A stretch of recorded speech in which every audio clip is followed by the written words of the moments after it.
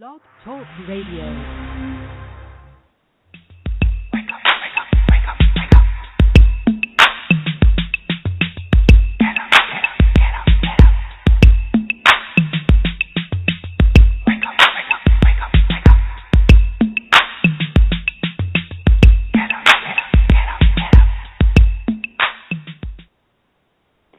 Welcome to Awake to Oneness Radio. I am Caroline Chang, your host. The mission of Awake to Oneness Radio is to inspire the world to awaken to the universal truth of oneness. Spirituality and science are both telling us that we are all connected, that we are all one. So what you do to another person, you're literally doing to another aspect of yourself. And when mankind awakens to the universal truth of oneness, there will be peace on earth. Today's show topic is Give Thanks with guest musician Elijah Ray. One of my favorite songs is Give Thanks by Elijah Ray and the Band of Light. Actually, I wake up to this song. Every morning I listen to this song to start my day. So I am so honored to have Elijah with us this evening. Welcome, Elijah, to Awake to Oneness Radio. Thank you, Caroline. It's such an honor to be here and be present with you today. Thank you. I am so honored to have you present with us. Like I said, honestly, your song, Give Thanks, gets me started almost every morning. I just love it. And the lyrics are so inspiring and so full of truth. I discovered your song maybe about 3 years ago, and it has been like my favorite song ever since. and we're coming up on Thanksgiving. Thanksgiving is in a few weeks, and I actually discovered your song. It was around Thanksgiving, either just before or just after Thanksgiving. And Thanksgiving is my favorite holiday because it's just a day for the family and friends to get together and give thanks. And I think every day should be Thanksgiving. But could you please... I agree. Share with our audience your journey, your story of how you got to where you're at, basically, spiritually. What a large question you've asked, Caroline.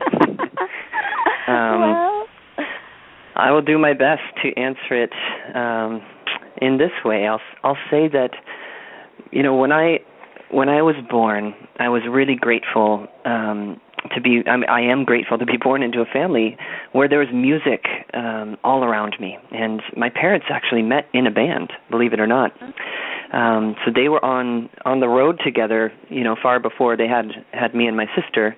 And so that lifestyle of music and travel and being on tour and, performance it really was in the blood, you might say. And so by the time they settled down a bit to have me and start a family, there was still a celebration of music that accompanied my daily experience as a young child. And so I actually remember my first experience of music, and most people don't know this about me, but I actually decided what I was going to do in this life in regards to being a musician and sharing music with people around the world.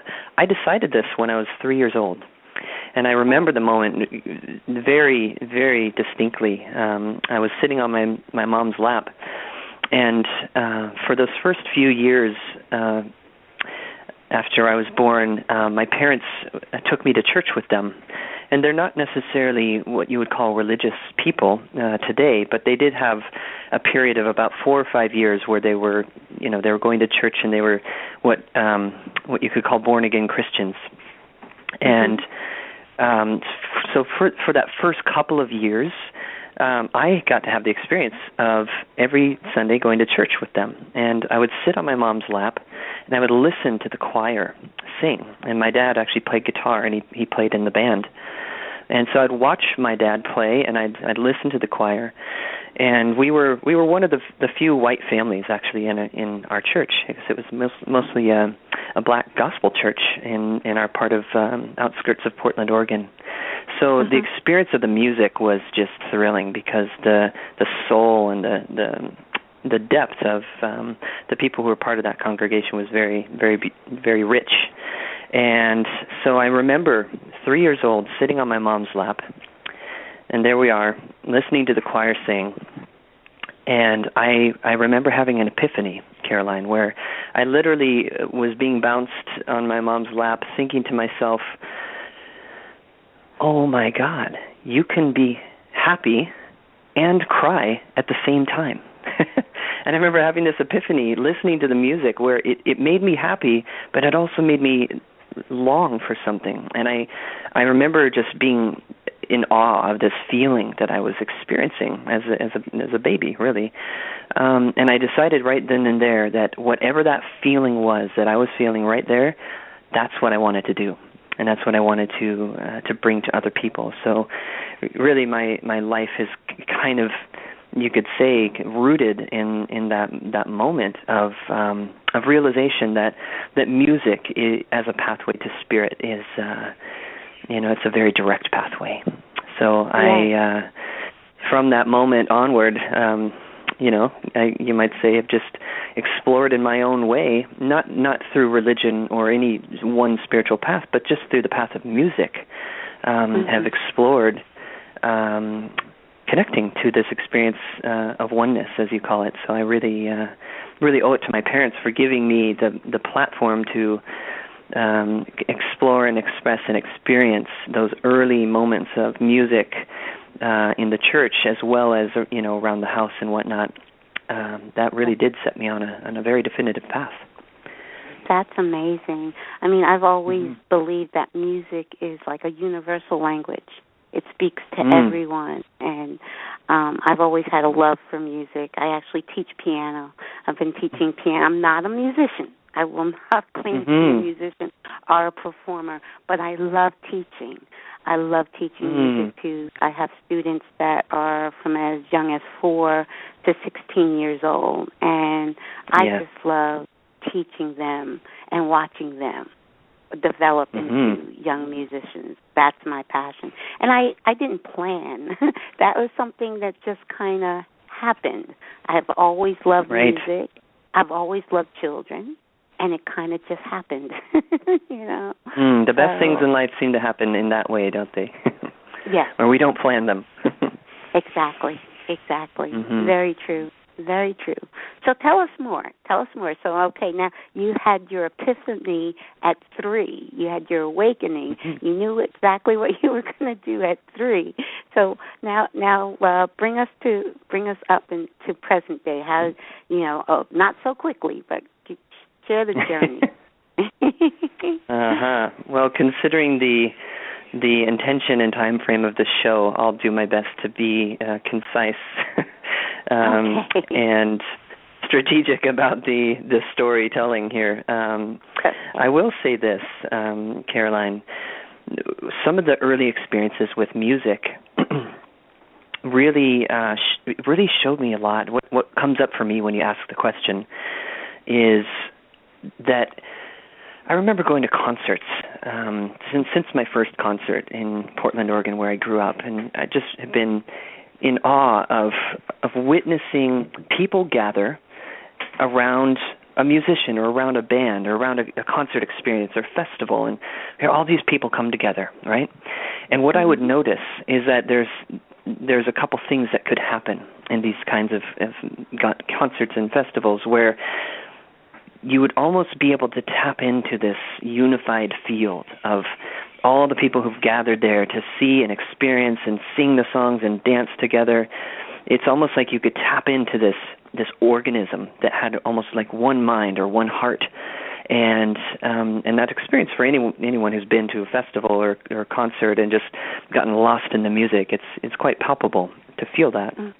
And as a culture, of course, we can look at all the moments of revolution and a lot of cultural evolution has happened around music and art and these songs that seem to speak to the heart of the people and the times that they're going through and so I noticed this right away as I started going to concerts and yet I would also be aware of this other thing that was, you might say, not happening, which was what I saw as a potential to guide and direct all of that potent energy of connection toward the experience of union with our inmost self.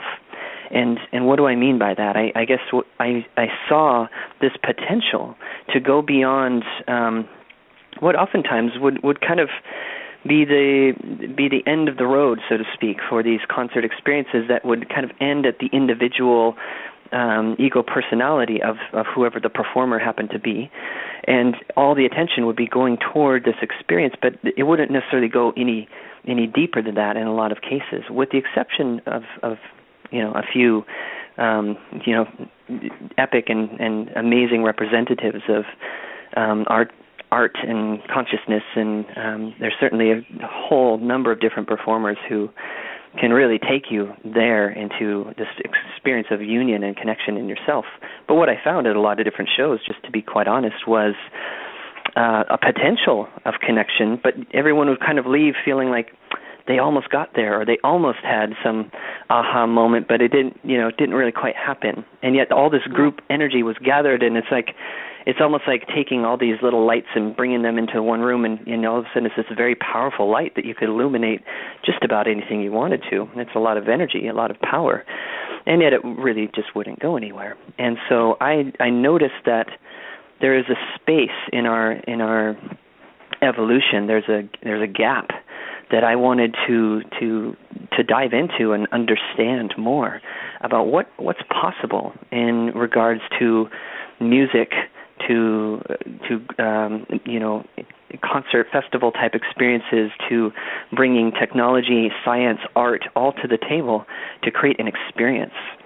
And so I started, again, from a very young age, maybe I'll just call it for the sake of the story, around the time I was in high school, started really opening my inner landscape to exploring these, what I would call future memories. And I started drawing a lot and doing a lot of writing and explorations at that time of my young adult life to explore these future memories of what is possible, what could happen if we could bring these elements of art and music and science and culture and technology together to create experiences where we were bringing the focus into our experience of union, our experience of connection, our experience of oneness, of consciousness, awakening, whatever we choose to call it, but to a more elevated platform of connection beyond just, say, the rock star on stage or the personality, because obviously that only takes us so far, and then we're kind of left a little bit thirsty, ready for the next thing in our pop culture. In terms of what music and media oftentimes will give us, it's more like candy, right? So I was looking for a meal, like what will give us the satisfaction or that feeling that we've really connected. And when I listened to a lot of my heroes,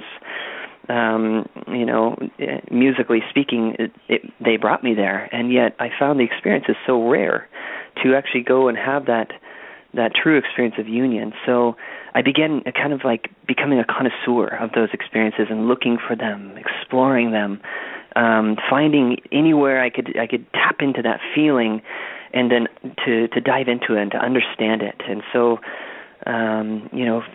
from the time I was in high school, all through my late teens and 20s, I really began to explore and travel the world, really almost like an inner astronaut, just exploring the feeling that I would get in connecting to these kinds of group experiences and festivals and clubs and cultural events, and looking almost like studying them like a scientist would, looking for what works and what doesn't work, and what are the conditions that bring us into that experience of union and what clearly does not. And so I guess that's one layer of the backstory in regards to how I honor and hold music and art and the potential of gatherings through concert and festival type experiences I truly hold it in a very high regard as being the heartbeat of any particular tribe or culture. You know, a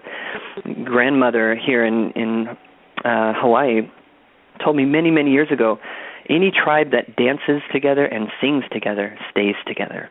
And I really took those words to heart, and I refer back to them often in regards to the work I'm doing with music, that it can be seemingly insignificant to gather and with, you know, a bunch of random people and go to a concert and sing and dance together, but actually that really is the heartbeat of our culture. And if we put we take that paradigm and add to it the shimmer of conscious intent and consciousness enhancing lyrics and message and even just the silent knowing that our intention is to connect to source, then we certainly will get that. But it's very rare where entire productions are put on for that purpose. In historically speaking. So what I'm excited about, Caroline, is to create more of these experiences and to co-create with others who know it is their mission as well to host and to produce spaces and environments where we can explore this cutting edge of ourselves, of our inner connection through music and through concert experiences and through art and technology and whatnot. So I think I've spoken enough on that thread, but I'll just say that I feel that we're ripe in this moment of our evolution. I feel we're very, very ripe, as a lot of people seem to be calling for something of more substance in a world where we're given a lot of candy when it comes to media and art and music, if we could call it that. We're given a lot of candy that doesn't quite seem to satisfy, on the radio airwaves. So that I think it's created both the kind of a complacency in regards to, I think, a lot of young minds just thinking, well, this is just what there is, and so this is what we're going to expect and look for and celebrate as being popular. But then there's another thing happening, which I think we can all get real with if we tune into our inmost self right now, which is that we crave connection. We crave the feeling of being connected to each other. We actually know we're designed to know that our body is the universe, to know that person across the street is a part of ourselves, that we know inside of our hearts that there is no separation. And so we long to have experiences or to see others acknowledging this truth as well. But who is? Are our political leaders acknowledging this or showing us this? Or when we go to school, do the teachers reflect back to us this inmost knowing? No, they do not. Most often, they reflect back to us this very old paradigm that feels a bit rusty and kind of like an apartment building that's crumbling along the edges that we're ready to move out of and to start to build our homes and create gardens and create more healthy experiences of what it means to be a human being. And I feel that we're ripe for examples of this. And so my intention every day when I wake up and I give thanks, like you do, is to stay on, to stay centered in my experience of exploring and embodying and providing, as much of a contribution as I can toward creating that world. Wow. Yeah. You don't you don't know this, but what you just described, everything you described, is my mission here in the Poconos. The radio show is just the first step. I am founding a foundation in my son's honor. My son made his transition last year. His name was Kyle. And the foundation is the Kyle Foundation, but Kyle does not just stand for his name. Kyle stands for Keep Your Light Expanding.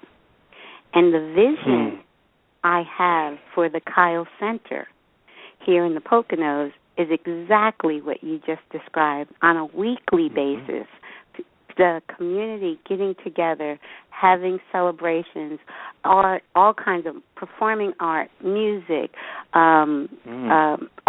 I mean, like sculptures, paintings. It will have a museum. It will have a library. It will have a meditation garden. It will have auditorium. It will have everything that you just described and more, hopefully. Have you ever been to Agape Center in L.A.? I have, okay. and I've experienced some of what you're describing there. Almost like little aspects of it exist, in many places and many communities are kind of birthing a part of that vision that you're describing. And clearly, Caroline, you're obviously in the Band of Light if you're having that vision and are pursuing that path, because that's kind of that intelligence that I would call the self-organizing intelligence that's moving through us all, that is guiding us towards connecting and creating these kinds of experiences. So it brings me great joy to hear that that's, of course, your mission as well. Yes, yes. And when the Kyle Center opens here in the Poconos, I would love for you to be here and perform. That would be just amazing, because that is... It'd be my honor. And just listening to you describe what, your vision, it's so much in line with my vision. And I haven't traveled the world, I'm pretty settled here. I just love this little corner of the world, the Poconos, and I think it's a perfect location on the East Coast. I think you have more of these things happening on the West Coast. But I'd love to have something, here that just is all that you described. And I know, the vision is alive. And the vision is amazing. Alive. Yes. Isn't it interesting, Caroline, that, as you called it, my vision and your vision, that really would, from the way that you describe it and the way we're both getting to discover in this conversation, and with all the listeners out there, I imagine there's quite a few people who are, if they had a voice and they were on this call with us, would be able to say, oh, I've seen that too, and that's exactly what I want to create too. I imagine that there are more and more of us who are kind of waking up to our part in this story. I invite everyone who's listening to realize and to imagine that you're sitting at a round table with Carolyn and myself right now, and we're just having, a wonderful discussion from our hearts. And as we are exploring and discovering these little aha moments, just like you sharing with me, which I didn't know that about you, because this is the first time we've gotten to speak. We've so had a conversation, here you are across the world having this experience of, seeing something very similar, and it's being seen through your lens of individuality. Just in the same way that through my individual journey, I'm seeing the vision, or what we could call our vision, through my lens of individuality and range of experiences that I've had to kind of craft and shape the way that I relate to the vision. I would love to propose and maybe just put it on the table as a something to ponder and look into for each of us, that isn't it possible that we are not separate individuals walking around and having our own experiences with our own lives and what have you, but actually more akin to cells in a body that are kind of being informed and moved and inspired, and in some cases, challenged by our environments, and kind of swirling about almost just like little cells inside of our body. That who is the being, if that is the case? Because I oftentimes think of not only ourselves as humans as being cells in a greater collective body of humanity, but actually imagine our planet that's orbiting around our sun, and our sun being one of the stars that is a cell in the greater body of our galaxy and universe and multiverse. And if you really start to open into this visual, which I already know and feel that you have and are, Carolyn, but just for the sake of our conversation, imagine, for everyone who's listening, that all of these stars are actually cells in the body of a greater being. So who is that greater being? We try to put names to it and call it this and call it that, and figures who have come onto the planet and spoken of this great truth they've kind of taken the flag of whichever god or goddess is, we're focusing on at any given moment to name it, but actually it's unnameable. And there is an experience that we each have as we connect into the oneness that we feel when we drop into that space. And I imagine how our cells must feel when we have a moment of inspiration, or when we have a moment of waking up and doing our little dance to give thanks like you do every morning, and then this moment of, this is what I'm going to do today. Our cells must delight in this experience of being moved together to work as one organism in our body to make sure that we carry out that goal. And yet there is also something really interesting that is not often talked about, and that I'd like to include here in this dialogue with you. Is we put many things into our body in any given moment, right? We eat food, and we take in media, and we take in all sorts of information into our system, and this will affect the integrity of our body in one way, one direction or another. It can strengthen it and heal. It can also, depending on how artificial, the substances we're putting into our bodies, whether it be food or information, it can also kind of numb or even in some cases destroy the integrity of our cellular structure. So interestingly enough, we're also in a moment where we, as individual cells in this greater body of creation, get to discern what it is that we're consciously choosing to take in, to strengthen and support the integrity of our individuality as we are being swept into this incredible tsunami wave of awakening into our oneness. And the reason I wanted to just put that piece on the table is that it can be easy to get distracted. And as we're having these kinds of conversations, of which for anyone who's on the path of awakening, we are constantly talking about it. We're constantly sharing. We're constantly connecting with other people, exploring and doing ceremonies or focusing our work toward more awakened states of beings. And I just want to just invite everyone to realize that it's not so much in what we do.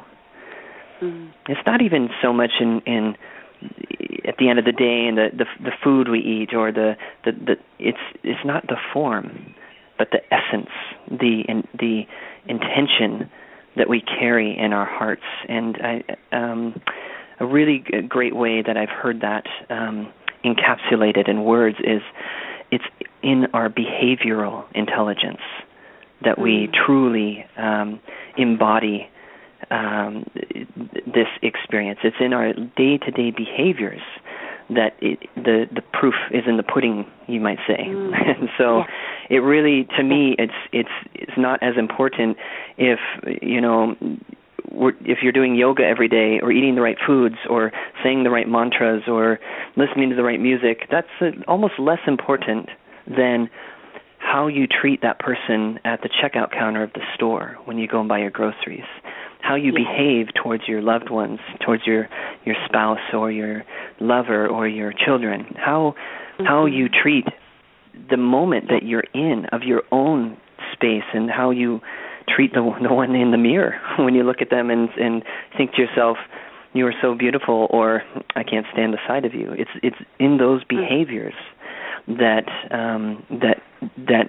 really where the rubber meets the road in this experience of awakening. So so true. That is so true. And I was just having that conversation earlier today at the yoga studio, but it was the exact in the shower. And I was just having that conversation. It's living it moment by moment and like you said, how do we treat the checkout person or the person that just cut us off, when you're driving along? What are your thoughts? I mean, even like usually if someone cuts your driving and someone cuts you off, what are you thinking? Are you thinking, I hate that person, or what are your thoughts? What is your demeanor towards others? Because when you know, for me, when you know that other is you, just a reflection of you, that's another you. How are you going to treat that person? How are you going to treat that other? And it's not about what they're doing or what they're not doing. It's about how you respond to what they're doing or what they're not doing. That's the key. And I was saying we talk a lot. There's a lot of spiritual talk out there, but now it gets to the point where it's not just the talk, but it's time to walk. It's not just talking it, but walking it and living it, and it's living it from moment to moment, and every moment. I remind myself that what's ever happening is a reflection. The outer world is just a reflection of my inner world, and I created it. What I'm experiencing, I created. So how I deal with it and handle it, I just keep reminding myself that I have to own it and then respond to it accordingly. But respond to it with love and non-judgment. Last weekend I went to a workshop, and it was all about, in every situation, give it love and non-judgment. And that really, resonated with me. That because sometimes we forget. Sometimes, so it's like from moment to moment, I remind myself. I try to remind myself. And isn't it interesting, Caroline, to discover these keys, as you called it, just like to find the key in your own personal awakening journey, to have the aha of a discovery that, it's really just about love, or it's just about caring for our fellow brother and sister. It's just about, and when we find the aha moment, it's almost like we have found the key and we can unlock every door that we ever come to. But I also laugh to myself that, myself included, we oftentimes are walking around holding the key and forgetting that we found it.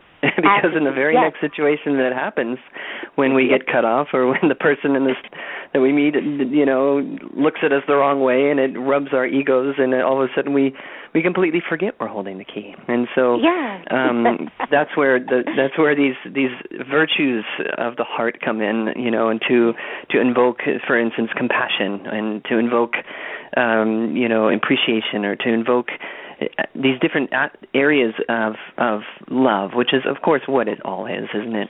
And yet the key is more so like a key on a keyboard or on a piano, where there's many, many, many notes, and these notes go infinitely in either direction, of higher up in the frequency range or lower in the frequency range, and I wonder what would happen if we took all of the charge or the judgment out, if we just kind of could instantly melt that right away, and just see that as human beings, we have these physical, human instruments, these biological suits, and we have this emotional system that can experience a whole range of things.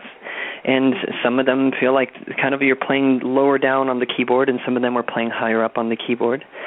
And in terms of frequency, if we take all the judgment out of it, I have a feeling that we would just have a lot more fun experiencing the whole range of things that we came here to experience, all the while realizing that there is not only are we a player of the music, but that there's also a greater conductor that's conducting this music as well, and how it all fits together, and how it all the orbits seem to spin around each other in perfection, that even in all of our lives, when we do get cut off and get angry and raise our fist, at a stranger that because we got rubbed the wrong way, that, even that somehow is a part of the music for right now. And that somehow, if we were to take the judgment out of the equation, we'd see there's this incredible symphony of consciousness at play. And I just wonder what it would feel like for a single day if we all let go of judging what we see and just simply offered our blessings to it. If we just simply offered our acknowledgement and appreciation of the great music that's unfolding right now, it'd probably be a lot more fun. Yes, because that's exactly right. It is what it is. It's not bad or good or negative or positive. It really just is. So you're right about taking the judgment out of it. Just see it and appreciate it. And also, to me, I just add love to every situation. But it is. It just is. It doesn't have to be a bad or a good or a negative or positive. It just is. And then appreciate it for what it is. Yeah. Easier said than done, isn't it? Definitely. Definitely. Well, I appreciate in you, Carolyn, and for everyone who's listening, just the very fact that we do our best, that we bring our best to the table to do just that. That's enough, If we could just acknowledge that is actually enough. If each of us does our best to bring that awareness to each moment of our journey, we're on the track. And so what an honor to share with you today. Yeah, and like you had said, like when you're looking in the mirror, not beating yourself up. Say if you reacted a way that you, on second thought, wish you had not reacted, then it is. Let it go. Move on. Don't dwell on it. Don't beat yourself up for that slip or what you're considering a slip, because it's not. It is what it is. You responded. You acted that way. You were just reacting to whatever emotions you were feeling at the time. And now with a clearer mind, you might think, well, I wouldn't have done that if I had a clearer mind. Now you know, okay, next time I'll try to keep a clearer mind. But don't beat yourself up. Like you said, it's just take it one moment at a time and appreciate yourself. Because love has to start first with yourself. You have to love you and appreciate you before you can love and appreciate another. So that's important to also share with the listeners that, beating yourself up is not going to help the situation. And that's it. If you and I right now we're having this wonderful conversation, which I'm enjoying very much, but the moment we got off the phone, started yelling at our lawyer about something in the background that's happening, or like completely shifted frequencies, right?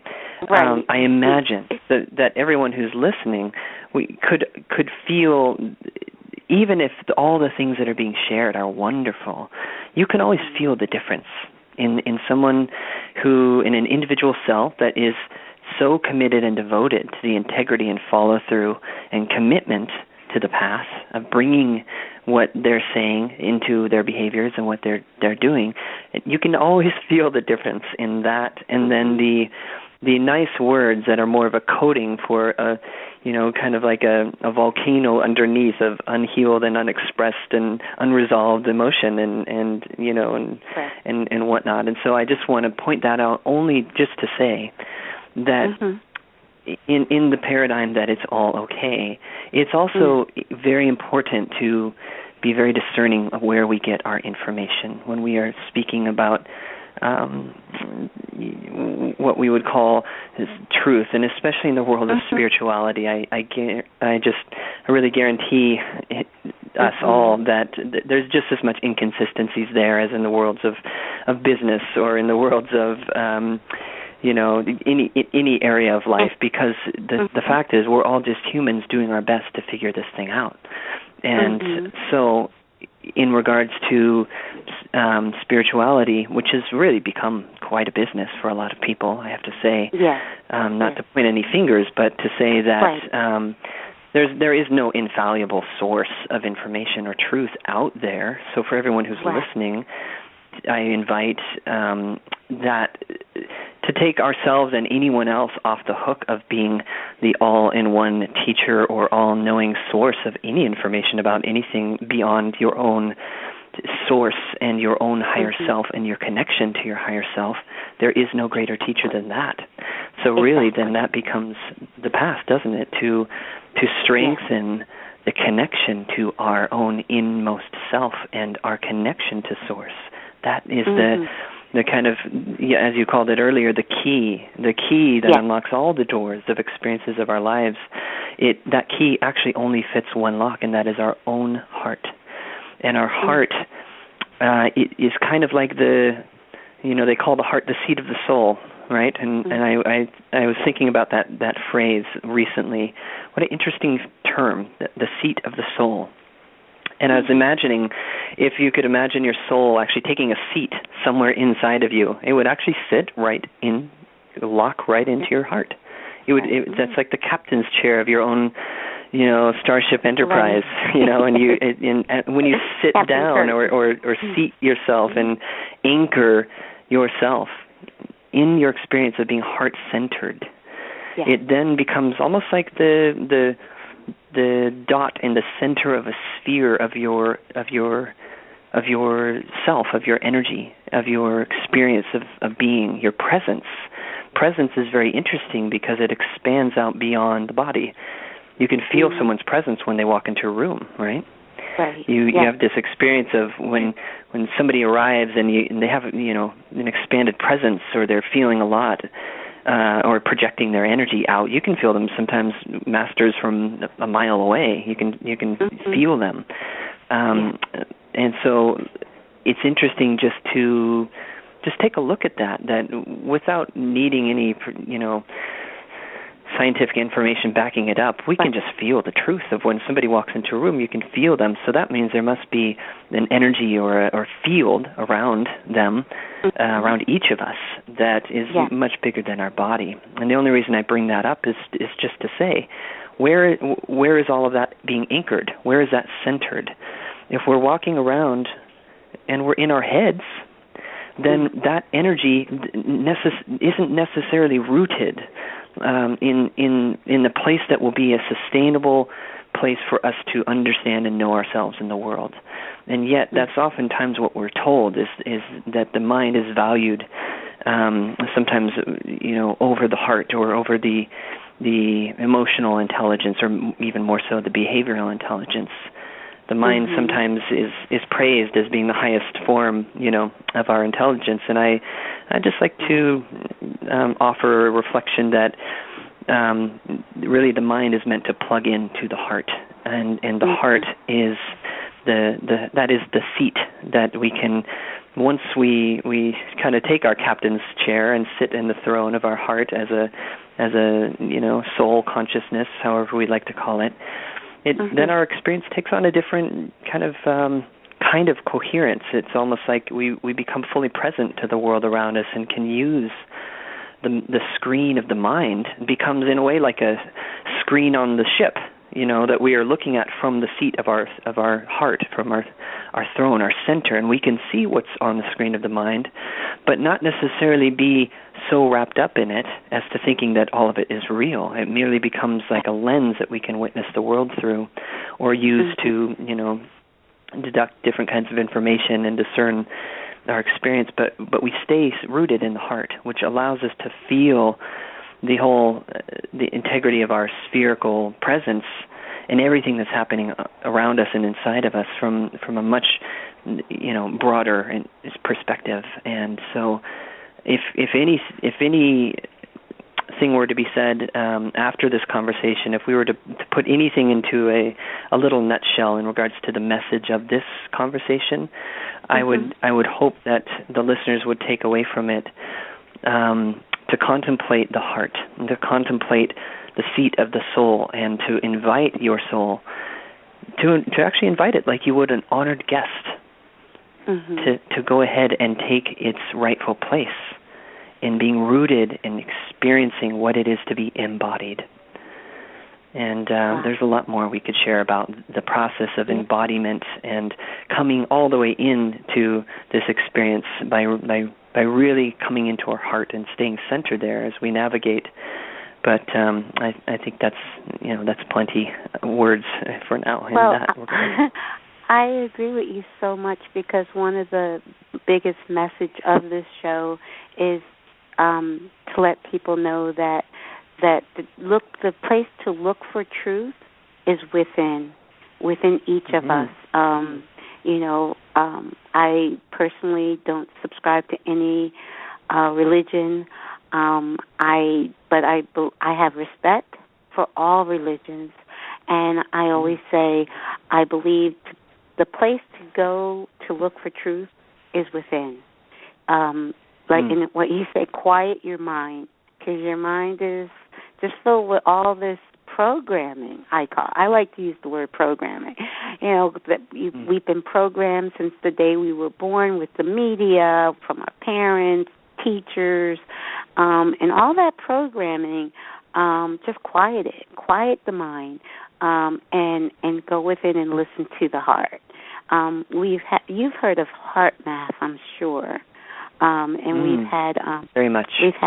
We had Howard Martin, one of the co-founders of Heart Math. He was a guest on the show, because I do like to introduce the science aspect as well as the spiritual aspect, because I do believe both science and spirituality are telling us the same thing right now.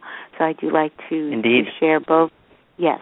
But definitely what you said, I agree with 100%. The place to look for truth and to go for truth is within, not any one person, not to put any one person on a pedestal, and go within for those answers that those quieting your mind is a key to getting to the heart.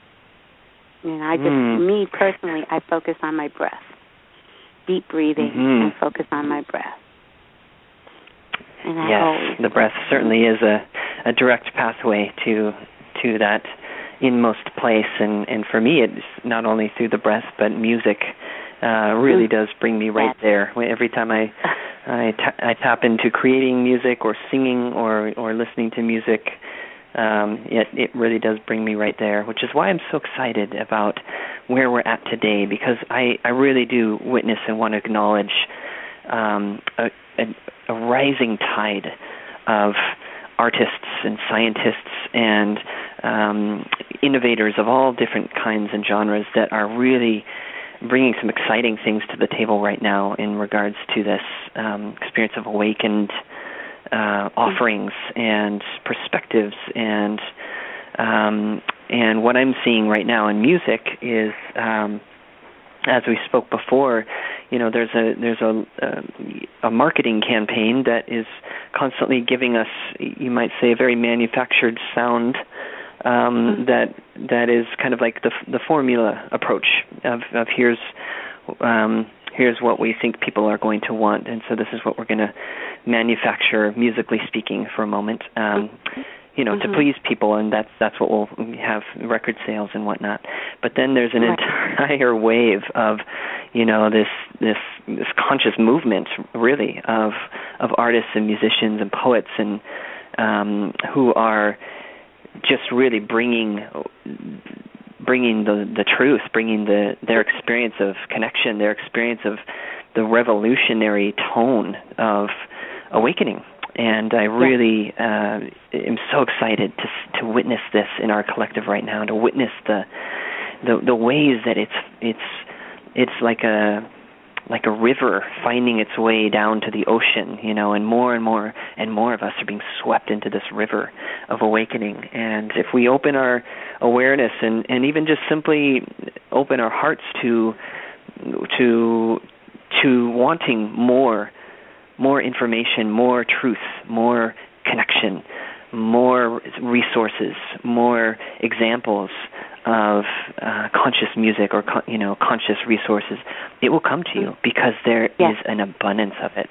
But it may not necessarily be on your local radio station or on your TV screen or on your Facebook. You may have to be open to finding it through alternate sources. But I really, really am actually very, not just hopeful, but actually super excited about the tsunami wave. I was just sharing with a friend this morning that we really are, if we look at all the examples of what's occurring at this very moment, we really are in a renaissance of an entire cultural revolution in regards to art and music and culture and science. And so, our spirituality is something that we're constantly, as a species, seeking to understand more and more about ourselves. In that who am I? That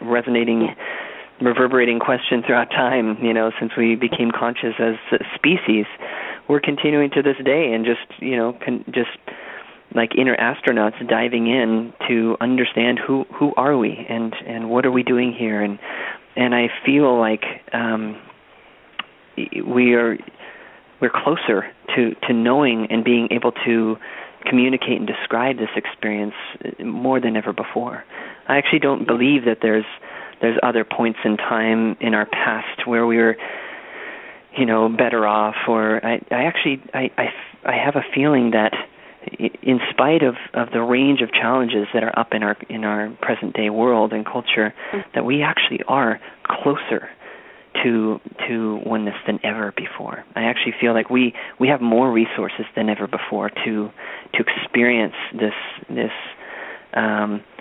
union and to use the lenses of not only art and music and spirituality, but science and technology to understand. I think we're closer to it than ever before, and that whether that's a celebrated perspective or not, I do feel the wave is bigger and more intense and more beautiful than it's ever been. Yes, I think we're moving in that direction. I think each day we're moving quicker and quicker in that direction. And I think with the beauty of the internet, even though, like you said, mainstream media I don't find it there. Me personally, I stopped watching news over 14 years ago, and I got rid of satellite/cable 5 years ago. So Congratulations. Yes. YouTube I live on, and I get my information I get from the World Wide Web. I don't get it from mainstream media. So, and I believe, with today's technology, here I'm able to have a radio show from my home that can reach the world.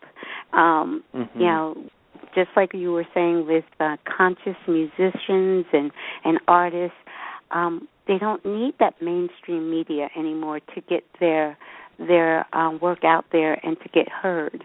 I didn't discover you from mainstream media, and I can't remember the last time I actually listened to a radio station as far as music radio station. It must have been 20 years ago. So so we are definitely living in a different day and age, and definitely I think it's a tsunami. And it's definitely, it's palpable. You can feel it. You can feel it. It's happening. It's happening. Yep. I think anyone or anything with a heartbeat can definitely feel it. It's happening. Yes. And what our choice of how much we want to open to experience and be sensitive and connected and aware and awake on the wave, that's up to us. That's really up to each of us in terms of how open or closed off, or how awake or sleepy we are on the tsunami wave. That's really up to our daily choice, isn't it? Yes, it is. Yes, it is. And that's why I say awake to oneness, because I do believe we are all divine. These are my beliefs. And when I share my beliefs, I always say, this is my belief, So it's not, I'm not trying to preach, or, I'm not trying to say, you have to believe what I believe. No, in my belief that we are all divine. We are all a part of, and I describe it just like you with the cell. We are all cells of the divine. We're all a part. We're all connected. And, a cell has all of the aspect of the divine on a smaller scale.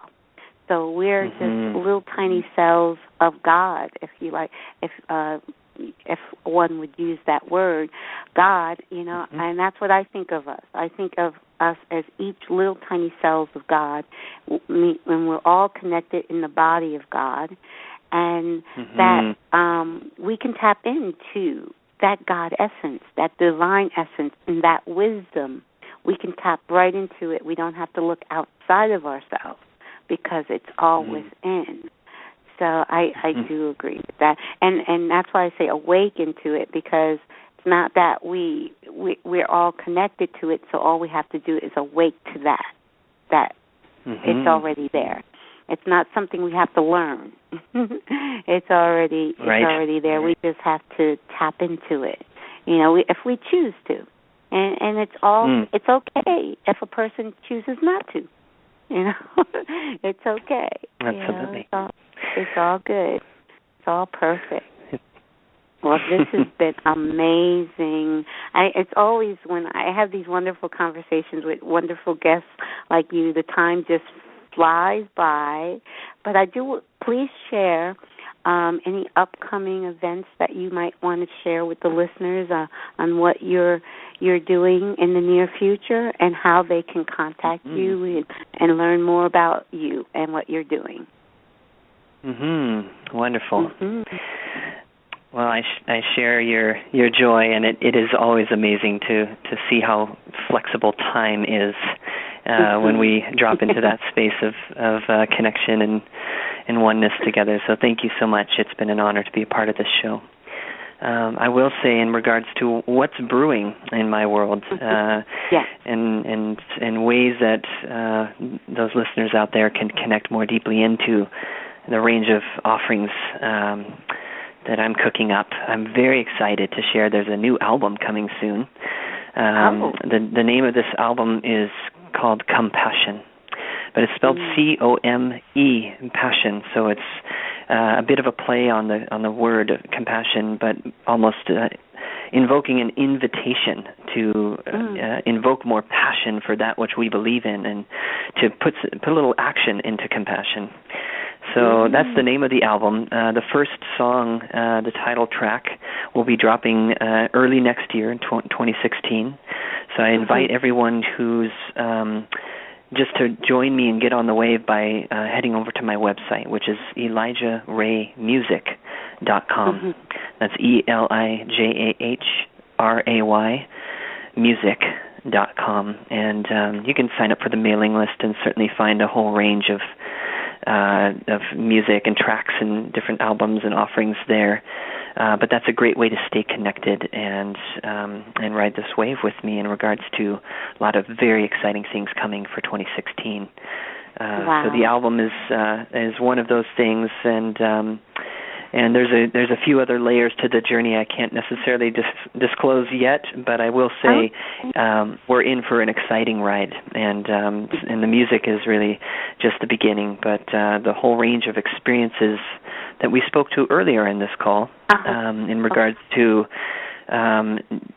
these New Earth centers and technologies and experiences coming together to provide some very exciting platforms to experience music and art and culture and concerts in really cutting edge ways. is that's an area that's very close to my heart and something I'm very excited about. So just know that the future looks very, very bright indeed, and don't ever let yourself be depressed or downtrodden about any of the news that you're seeing out there, how hard you think it is, and because it does feel hard sometimes. But I guarantee that we are in the moment of the death throes of an entire paradigm and a system that's crumbling all around us right now, and rising through the ashes of this system is an entire network of beings who have been working tirelessly to provide the next paradigm, and it's a little more seamless and a little more earth-friendly and conscious and connected and sourced and natural. And so, this is where we're streaming from. This is what we're focused on, and providing experiences that can be the soundtrack to our journey of awakening is one of my greatest joys in this life. So I'm very excited to share a lot in the upcoming years. Yeah. Wonderful. And I am going to follow you because once, like I said, I don't know if you've ever been to the East Coast or to the Poconos, but I would love for you to come once the Kyle Foundation opens and perform. That would just be amazing. It would be amazing. It would be my honor, Caroline. Thanks for the invitation. Well, thank you, and thank you so much. I just loved this conversation. I love sharing, and I love sharing this type of dialogue with the world. It's just amazing. So thank you so much. So I will say good night, and you have a great weekend. And thank you again so much, Elijah, and I will definitely keep in touch with you. Okay? Thank you so much, Caroline, and to everyone out there who's listening, thank you from the deepest depths of my heart for being in the band of light, because everyone who's listening truly is in the band. So let's have fun. I love being in the band. Even though, like I said, I love music, but I don't perform. But I love being in the band. That's it. Okay. All right. Thank you so much. Good night. Much love and aloha. Good night. Good night. Aloha. Wake up, wake up, wake up.